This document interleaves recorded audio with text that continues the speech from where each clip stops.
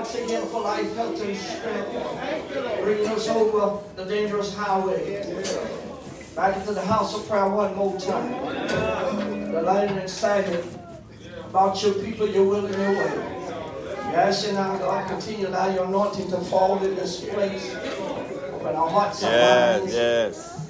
We may be receptive to your word, hide it deep within our heart. So that we'll never sin against you. We thank you right now for this opportunity, for these our people, for this fellowship. We ask your God to continue to bless this Mount Zion family, these men, and these women who's backing them. In the name of Jesus. And most of all, we thank you for your son Jesus Christ. Came down to the length of 42 generations. Come, let him die for the sins of mankind. We thank you right now. Yes, sir. In Jesus' name. Amen. Amen. Amen. Amen. Listen, while you're standing, the book of 1 Samuel, chapter 30.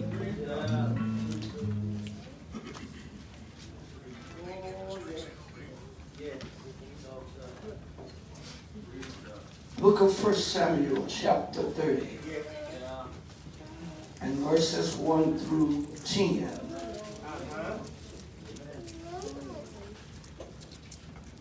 Would y'all pray with me for this in a few moments? Well, the preacher just looked like y'all would pray for me. Yes, sir. 1 Samuel chapter 30. Yes, sir. Verses 1 through 10. Please say amen if you're there. Amen. It came to pass when David and his men were come to Ziklag on the third day that the Amalekites had invaded the south in Ziklag, and smitten Ziklag and burned it with fire. And had taken the women captives that were therein. They slew not any, either great or small, but carried them away and went on their way. So David and his men came to the city. And behold, it was burned with fire, and their wives and their sons and their daughters were taken captives. Then David and the people that were with him lifted up their voice and wept until they had no more power to weep. And David's two wives were taken captives, Ahinoam and Jezreelites, and Abigail, the wife of Nabal the Carmelite. And David was greatly distressed, for the people spake of stoning him, because the soul of all the people was grieved, every man for his sons and for his daughters. But David encouraged himself in the Lord, his God. And David said to Abiathar the priest, Ahimelech's son, I pray thee, bring me hither the ephod. And Abiathar brought thither the ephod to David. And David inquired at the Lord, saying, shall I pursue after this troop? Shall I overtake them? And he answered him, pursue. For thou shalt surely overtake them, and without fail recover all. So David went, he and the 600 men that were with him, came to the brook Besor, where those that were left behind stayed. But David pursued, he and 400 men. For 200 abode behind, which were so faint that they could not go over the brook. Yes, sir. Yes. For just a few moments, just wait until the men come back. Oh, buddy. Bless you, you may be seated. Thank you, Usher.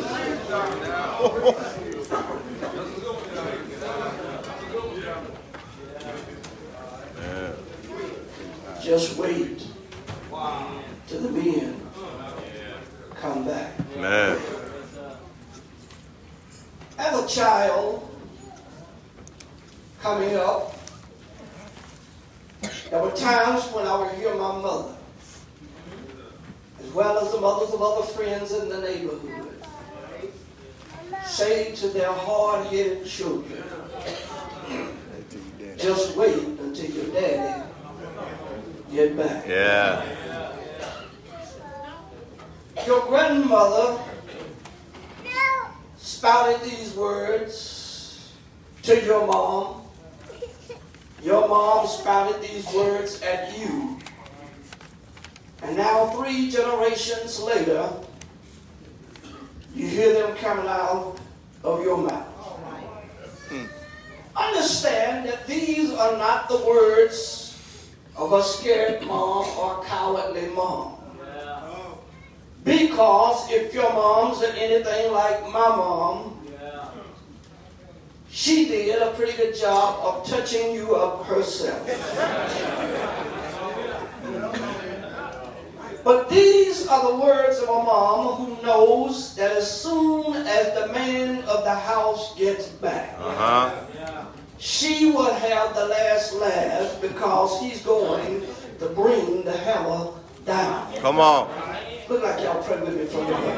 Yeah. However, nonetheless, the text before us is a challenging text because we must admit that there is a falling away of men in the church. Come on. There is a falling away of men in the home. Yeah. And there is a falling away of men in the community. Yeah. In other words, this is an age-old problem no matter how you look or where you look. And churches from England to Europe to Everglades to El Reno all asking the same question, where are all the men? Come on. Y'all not praying for me. Yeah. Because from all statistics, women comprise more than 60% of the adults in the typical worship service in America. In other words, the volunteer ranks are heavily female. Y'all pray with me. But just wait until the men come back. Yeah. In 1 Samuel 30, David and his men had experienced a major setback. It already endured a lot of frustration. And the man who was anointed as the youth to be king of Israel was actually living like a fugitive. Y'all give me a few minutes. I'd like to say something before I get to what y'all are preaching. Go ahead. And so you have to understand, it was not necessarily David's fault. But King Saul was determined to kill David. Saul had been rejected by God because of his rebellion. The Bible tells us the Spirit of the Lord left Saul and an evil spirit filled the vacuum that was left. And so being tormented by an evil spirit, Saul had become a jealous, paranoid man. He was convinced that David was going to take his throne away from him. And so in order to stop that from happening, he decided to kill David. And so then we have to understand that life had not been easy for David and his men. Yeah. And so in order to survive, David had joined forces with the Philistines, who were enemies of the people of God. And although it was a costly mistake on the part of David, what do you do when you got a crazy king trying to kill you? And so here it is. David and his men tired and weary from all, praise God, this, and looking forward to getting back home for rest. However, weary and tired as they are, they don't have a clue as to what is waiting for them there.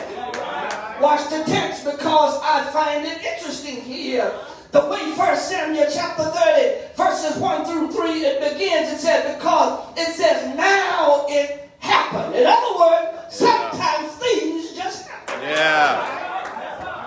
Here David and his men looking forward to some time with their families. No doubt expecting to see their kid running out of the tents to meet them. They can see themselves jumping off their horses and hugging their wives and enjoying a nice meal that evening, but something happened, something very unexpected. In other words, Ziklag is in rubble. The Amalekite, their enemy, has captured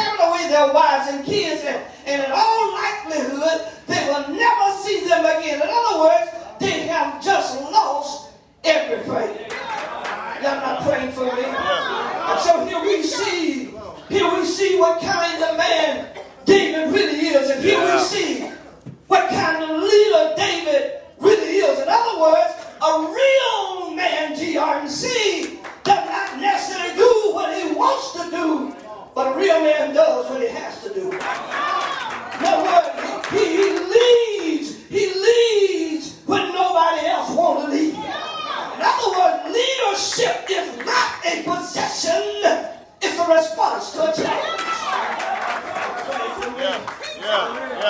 Brothers, in this life, you must understand that not only will there be challenges, but there will be unexpected challenges.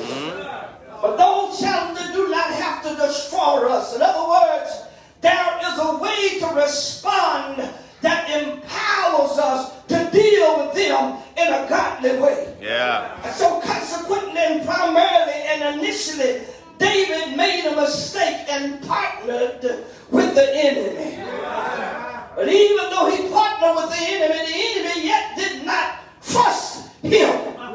And but as a result, they took advantage of a bad situation and stole everything that the men had worked for.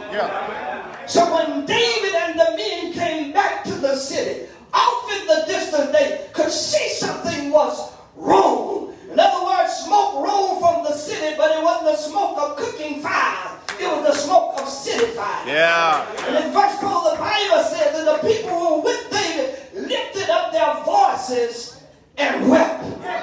Brothers, I believe the church should be a place where we can rejoice together. But I also think the church should be a place where we can cry together. Because the Bible says, rejoice with those who rejoice and weep with those who weep. In other words, live out the ups and downs of life together as a community of brothers. Because contrary to popular belief, the church is not a house of performance. It's a house of relationship. You're not praying with me. Come on, I gotta get out of here. Come on now. It is a place to be real worship, real issue, real struggles, with real brothers. In other words, our worship and our interaction ought to reflect what's really happening in our lives. The Bible says David wept. Contrary to popular belief, it did not make him any less than a man. It did not make him any less of a leader. In other words, he was a child of God, but he allowed himself to be human. Brothers, can I pause and say right here, I know you're macho, but every now and then you ought to allow yourself to be human. Cry, you have to cry. So then, all these things happened because David and his men, through an act of disobedience, had divorced themselves of God. Listen closely. When we turn our back on God as men, there is a spiritual covering that is lost. In other words, why do you think our society is in the shape that it is? And as long as our men are gone away, our homes are not properly covered. Our marriages are not properly covered. Our families are not properly covered. Our communities are not properly covered. Our workplaces are not properly covered. And our churches are not properly covered. But you just wait until the men come back. That's the key right there. Just wait till the men come back.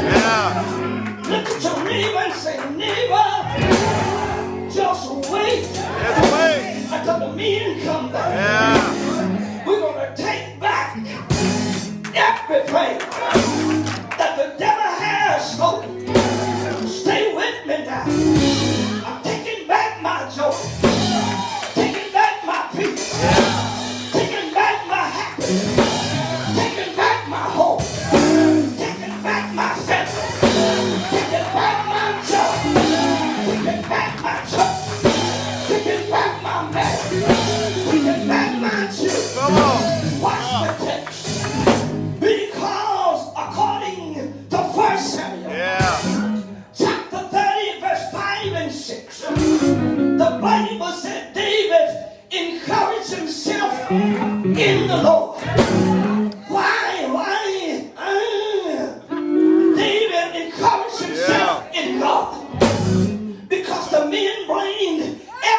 hang on him and became angry with him. Here it is, brothers. They turned their back on David because David turned his back on God. Tell the Lord yes. And so been for the last 16 months. David had turned his back on God. And now the brothers turned their backs on him. Yeah. Here is David. He has spent 16 months living in enemy territory. 16 months pretending to be loyal to the enemy. Yeah. 16 months living by his own wits. And 16 months living by his own intelligence. 16 months living by his own wisdom. And 16 months acting like he was smarter than God. 16 months doing things his own way. Come on and tell Yeah. the Lord. Instead of doing them God's way. Tell the Lord yes. Look at your brother and say, brother, we tried it our way. And now it's time to do it God's way. I got a feeling that everything is going to be all right. Say yes. I told you 16 months from the safety of God and the safety of God. Can I pause a bit here? There comes a time in the life of every man when we just need to face our own mess. Stop blaming the devil. Stop blaming the spouse. Stop blaming the man. Stop blaming society. Stop blaming our parents. Stop blaming God. Say yes.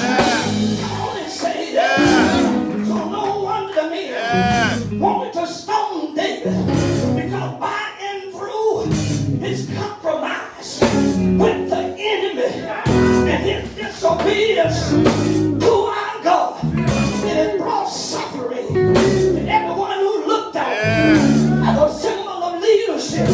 Come on and say yes. It's a symbol of leader. And later soon we have to give an account of ourselves to God. You can't get away with sin. Come on and say yes.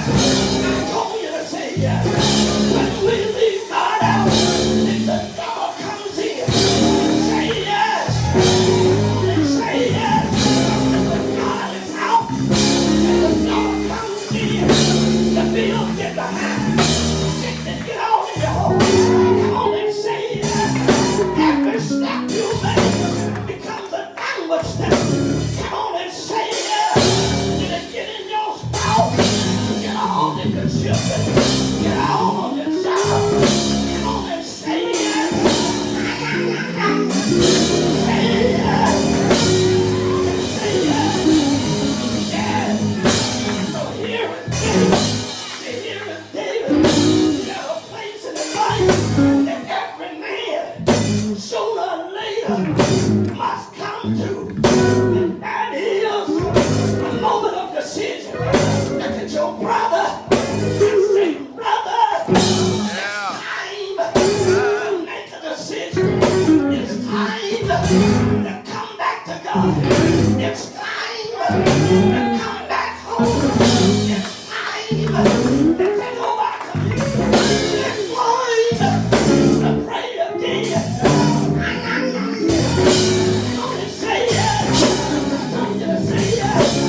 David here did not only weep because everything and everyone was lost, but David was also weeping because he knew that he was responsible for what was happening. Every time you see a man that's lying from, he's not only weeping because of what he lost, but he's weeping because on the inside he knows for himself and he's the cause. We are the cause. Our homes in a wreck. We are the cause. Our marriage in a wreck. We are the cause. And our community of